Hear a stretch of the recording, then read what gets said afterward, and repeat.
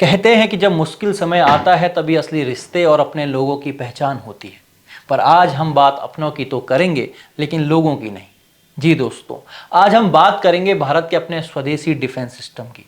System जिसने इस युद्ध जैसी परिस्थितियों में भारत का मान सम्मान न केवल बचाए रखा, बल्कि टॉप नॉच कर दिया।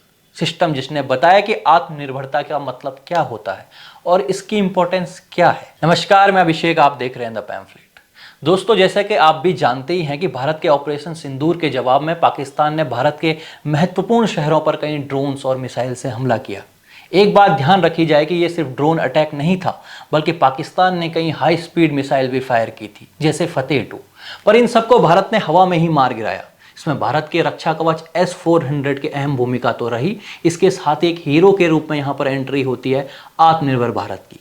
भारत ने पिछले एक दशक में डिफेंस सेक्टर में स्वदेशी तकनीक के विकास में शानदार प्रगति की है। ऐसा हम इसलिए कह पा रहे हैं क्योंकि रक्षा अनुसंधान और विकास संगठन DRDO, Bharat dynamics limited BDL और भारत इलेक्ट्रॉनिक्स लिमिटेड BEL जैसे संगठनों ने विश्व स्तरीय हथियार प्रणालियों का निर्माण किया है।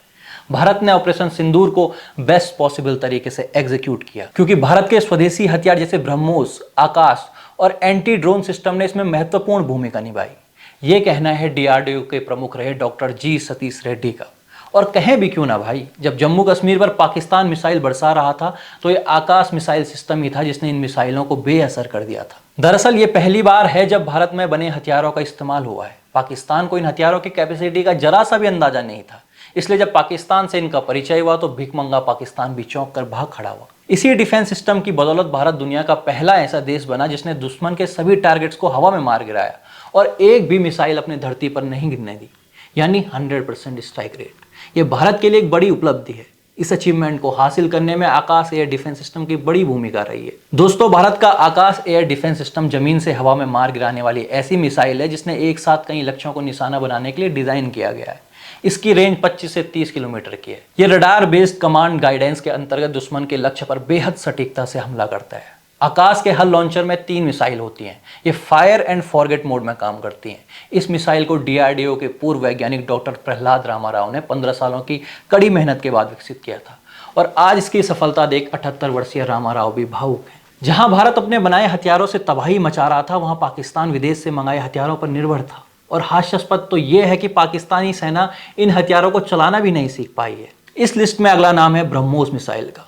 भारत और रूस ने मिलकर इसे बनाया है। इसका नाम 2 नदियों भारत की ब्रह्मपुत्र और रूस की मॉस्कवा से मिलकर बना हुआ है। इसे दुनिया की सबसे तेज सुपरसोनिक क्रूज मिसाइल माना जाता है। अपनी गति, सटीकता और विनाशकारी शक्ति के लिए ब्रह्मोस पॉपुलर है।